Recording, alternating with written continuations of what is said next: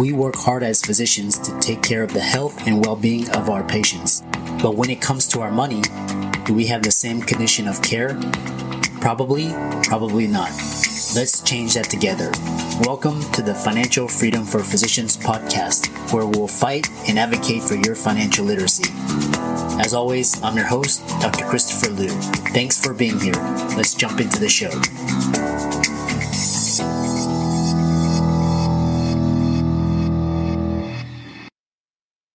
Hey guys, I want to welcome you guys to the Financial Freedom for Physicians podcast. We've got a great episode this week. Before we begin, please hit the subscribe button as well as the notifications bell, and be sure to like, comment, and share if you like this episode, and we'll get into this week's sponsor and show. This week's episode is sponsored by CityVest. CityVest has quickly become the most popular and best way for doctors to invest in top-performing real estate private equity funds that are usually reserved for institutional investors. This unique access to investing in these institutional funds is available for the first time ever through CityVest's easy and secure online investment platform. CityVest does the hard work of conducting due diligence and vetting the investments. They even get a third-party due diligence report that is posted on their website.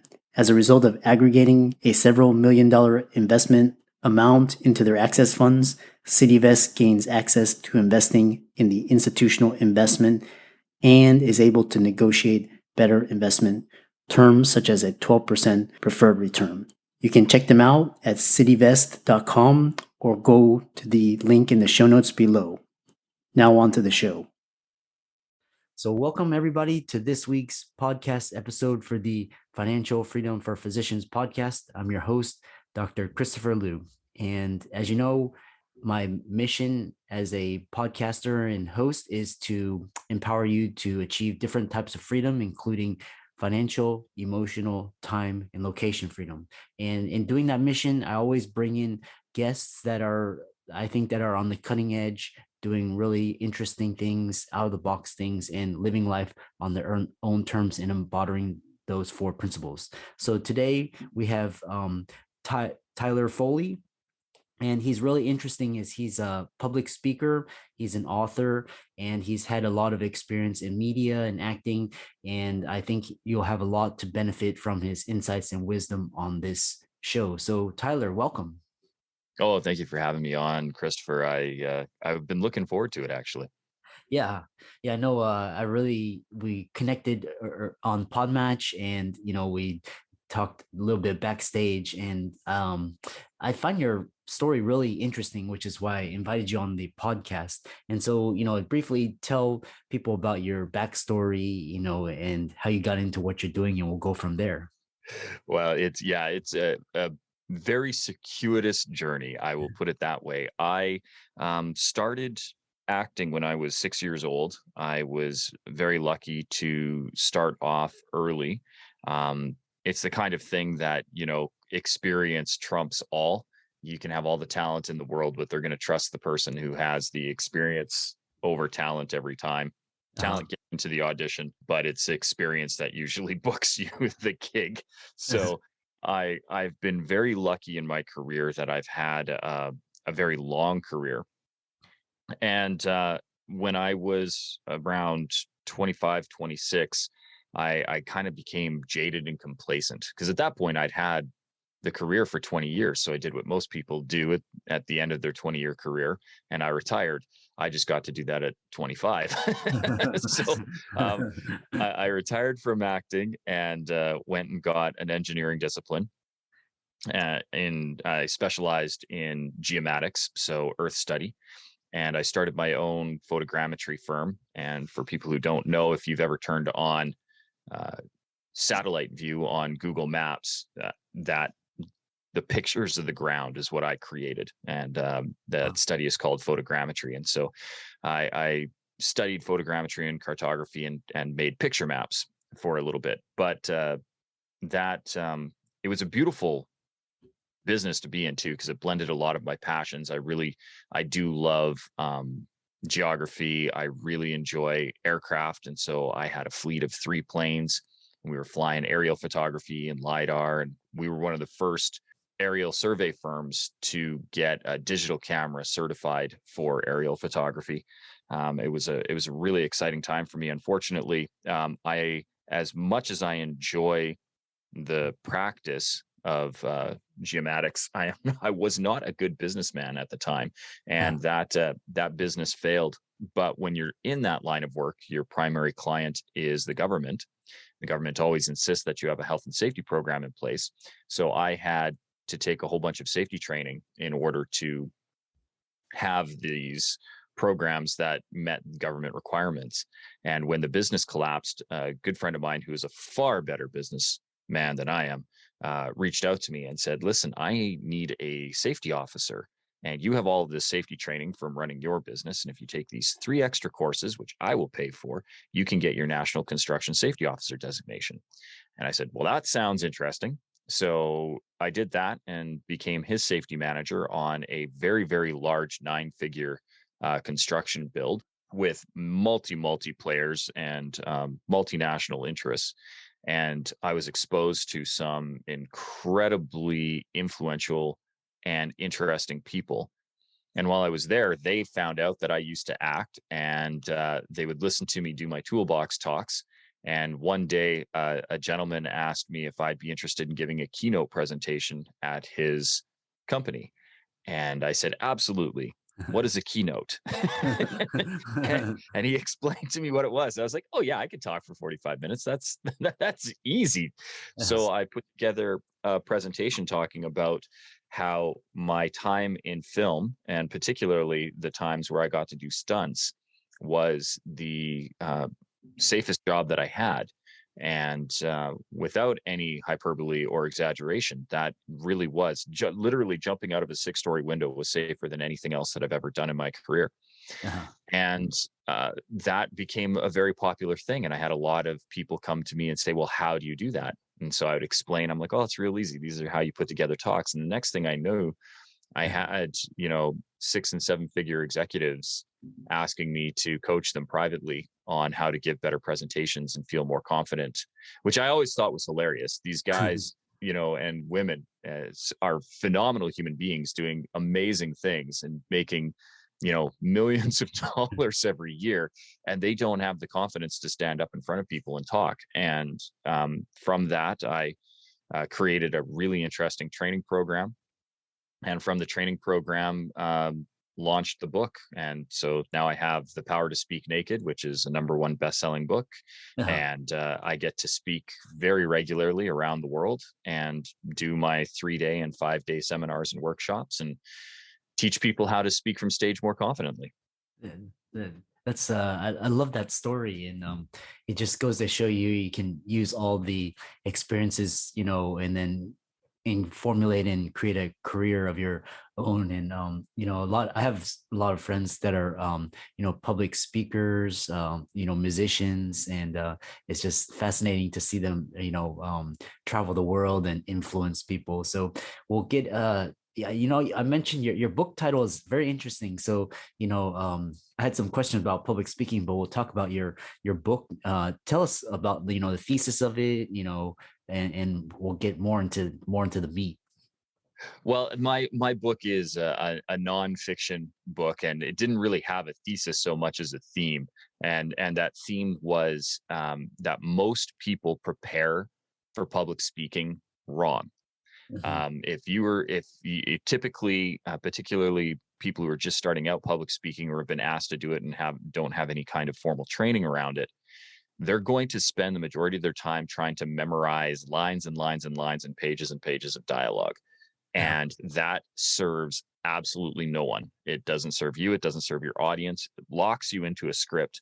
And I usually like to explain it as a trip, right? We want to take our audience on a journey.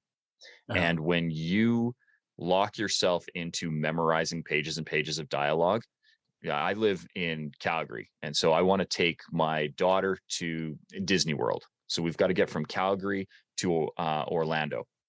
uh, And if I memorize a script, it's like saying that I am going to fly on Air Canada flight 2256 from Calgary to MCO. That is how I'm getting there. Uh-huh. And the problem with that is, could it work? Absolutely, it could. But what if the flight goes mechanical? What if they don't have a direct flight from Calgary to Orlando?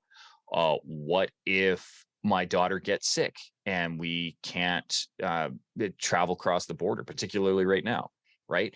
When we lock ourselves into this one track, this one path, we're literally on a train. And now we can't get off until we reach our end destination, where what we want to do is know that we need to go on the journey, and it's taking our audience on the journey that's the most important thing. And so being free to know that we need to end up in Orlando, but how we get there is up to each individual audience and each individual presentation. So maybe I take the plane because we only have X amount of time and we need to get there quick, right? So those are going to be your quick 5 and 10 minute presentations, usually at some kind of a networking event. You got to get the information there and you got to get it quick.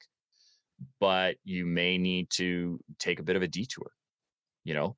And what I show people to do is, you don't need to memorize a script, because if you've been asked to speak, you are the expert. You know that material better than anybody else.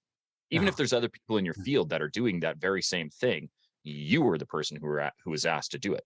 And we never ask second best to do these things. We ask the best.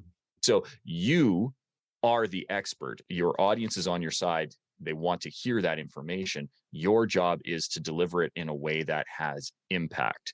And when you lock yourself into a script, everybody's heard it, right? Uh-huh. They hear that in your voice when you have this thing that you have locked into your mind, and these are the words that you will say, and you're like, oh, stop, just stop. Stop now, please. And what happens is it just becomes it becomes rote dictation, and that's how it sounds when you deliver it. Even when you are trained like I am, there's still a difference between free flow conversation and scripted response. And that's where you really want to find freedom. So most of the book, and when people read through The Power to Speak Naked, it's a very quick read. It's 10 chapters, 136 pages. It goes very quickly. According to my publisher, on the back, its read time is 114 minutes. So you're not even 2 hours to read this book. Uh-huh. Most of what it does is cover the proper prep work, mindset, understanding your material, not your script, understanding your audience's needs so that you can serve them, focusing on them instead of you, finding the ways to relax your audience, relax you, how to engage and re-engage your audience. A lot of those things come down to mental prep work, and 90% of our prep work happens prior to the talk. But so many people waste that time preparing incorrectly, and so I try to show them the way. That's interesting. Yeah, it's interesting because um just when you think about giving presentations and you feel like, you have to, memorize this slide, and it feels very constrictive and restrictive. And then when you do what you're describing, like impromptu and just kind of a thematic approach, and serving the audience, it gives you a more freer, lighter feeling. Well, and that's the thing too, especially with a PowerPoint, because now you're locked into a set of slides and presentation. And I have honestly, I've been on stage now almost 4 decades, and I have seen very, very few people who have successfully used a slide deck.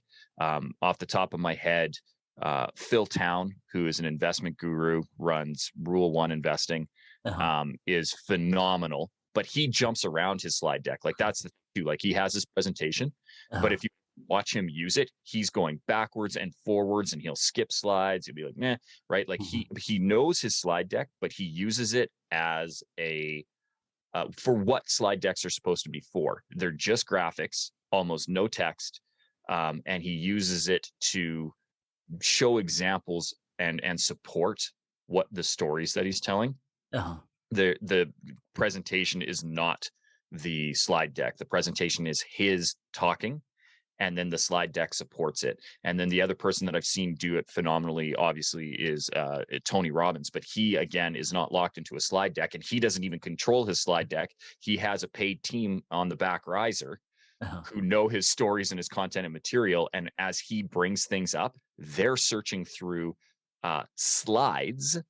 So they have a deck of slides, but they're not in any particular order. So if he's telling a story about Robin Williams, they'll bring up Robin Williams' picture. If he's bringing up one of his main points, he has, word graphics that have been created, but they're only ever 3 or 4 words, and his team will bring it up. He's actually not doing it. He's just riffing on the fly, and he has a team that brings up the slide deck. And that's actually one of the reasons why the book is called The Power to Speak Naked, is because I believe that people should be able to give a naked presentation, in that they don't have a slide deck, they don't have a PowerPoint, they don't have props, they don't even need AV, right? Like, I can come into a boardroom right now and give a very powerful presentation, as long as I know who my audience is and what my constraints are as far as time and presentation materials. I don't need anything. Can a presentation be made better and be supported by these things?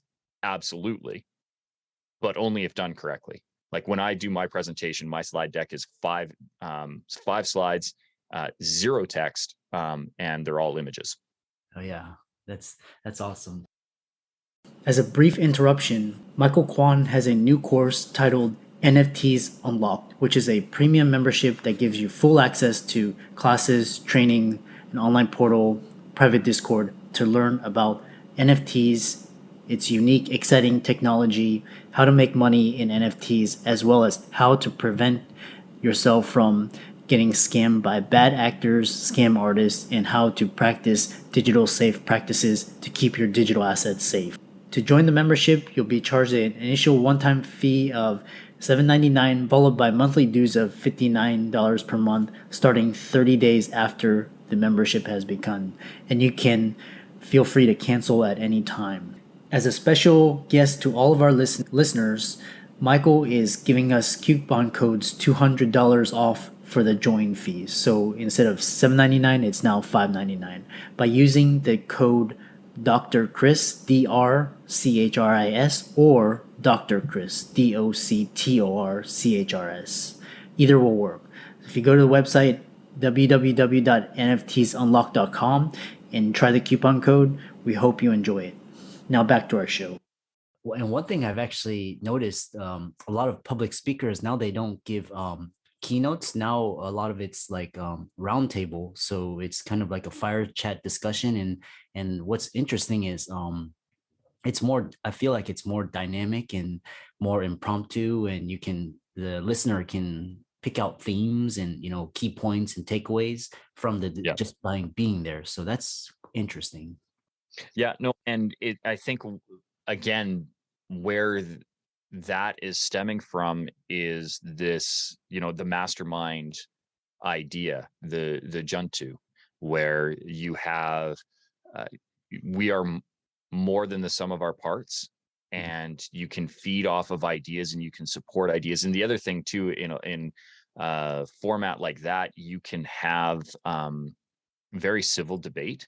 So you can have 2 opposing views, and it doesn't have to be combative. You can bring forward different viewpoints, and everybody's an expert. Therefore, no one person is wrong. And you can say, well, that is an interesting idea.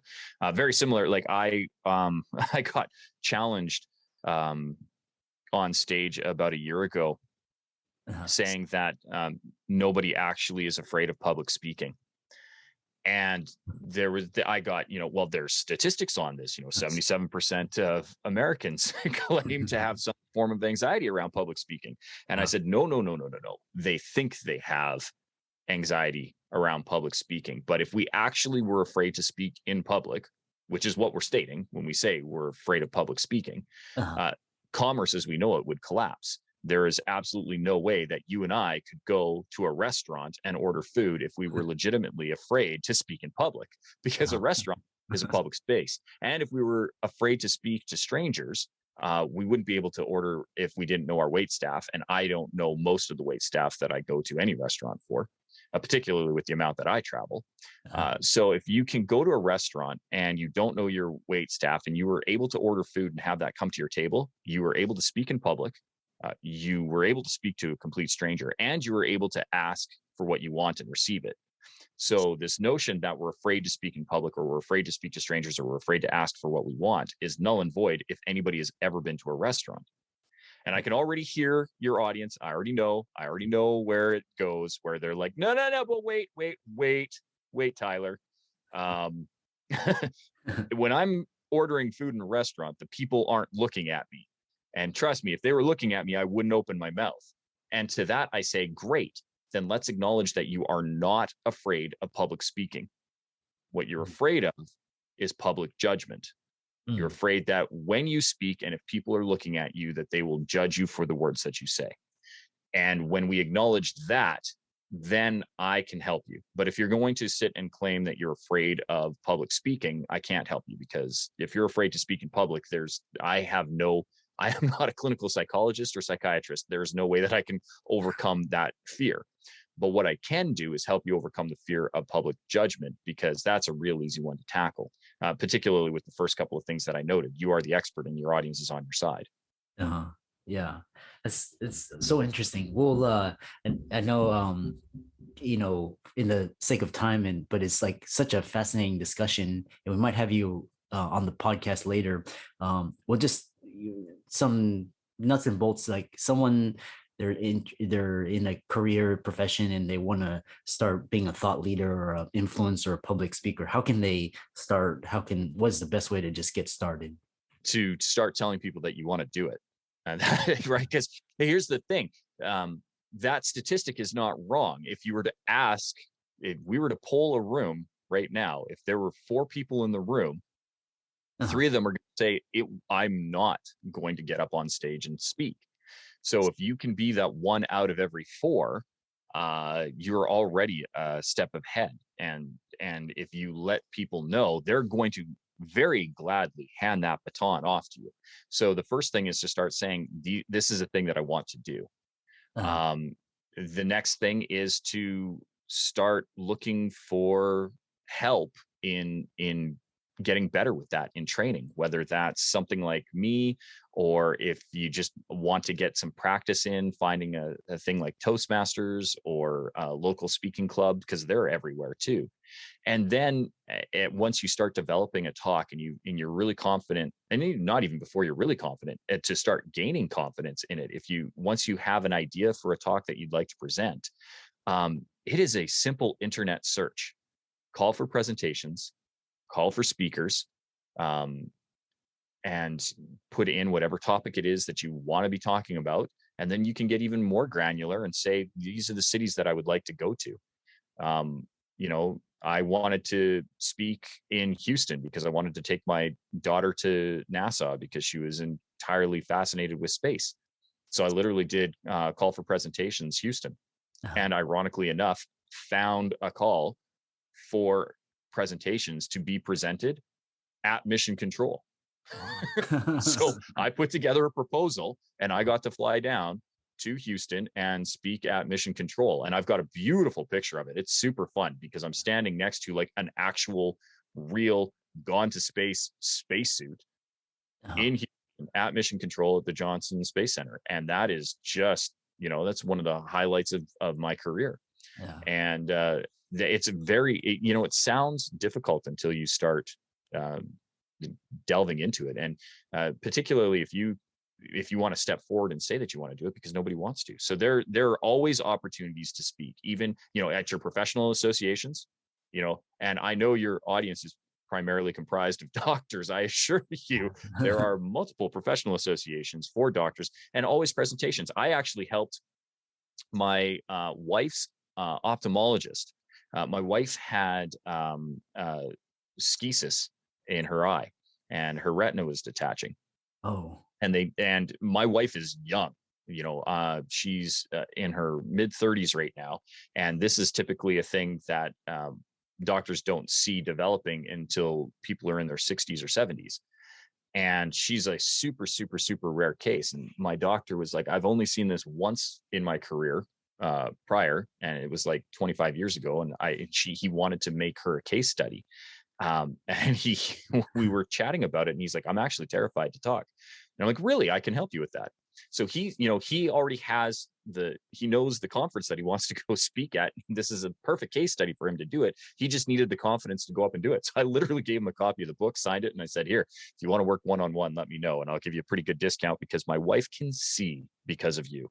And so the opportunities, particularly in the medical field, are quite literally endless. Yeah.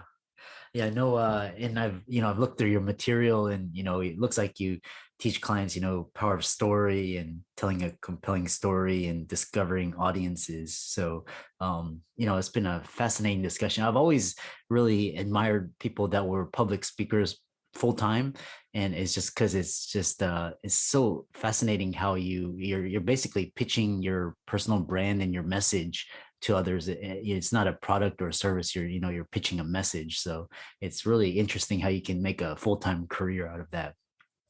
Yeah, we're essentially teachers that go on do a road show.